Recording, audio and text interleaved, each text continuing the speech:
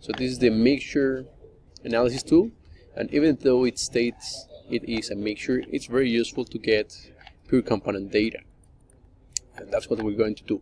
So for water, we're going to get the assumption if the specific heat capacity is actually constant.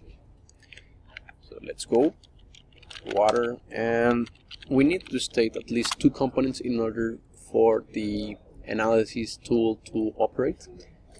Let's use the steam tables, run, okay. And as you can see now, it's open, or it's possible to click here. Add it here, let's choose water. And if you want also, you can choose ethanol. It's the same, because the table will be presenting the results. So let's assume this is true. And as you can see, we require a property set. So you can either click here and create one and select it from here, or click here directly.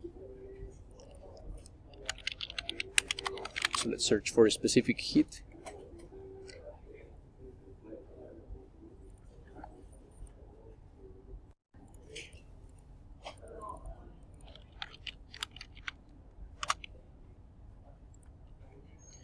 Heat capacity of mixture. Let's find pure component, which is actually what we want. Okay.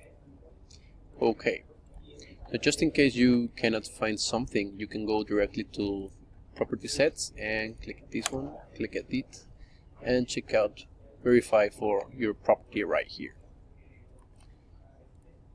Let's go back here. We have our property sets, temperature, pressure, run analysis. We're going to ignore that. What we want to check is the results. We have constant pressure, and this is the temperature axis.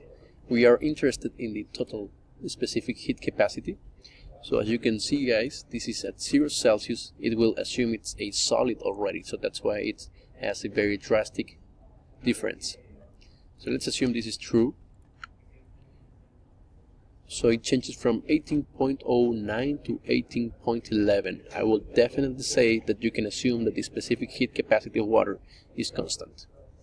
Just in case you want to check ethanols, it starts from 14.79 to 18.29, which is much more than that of water. So do not assume it is constant for ethanol.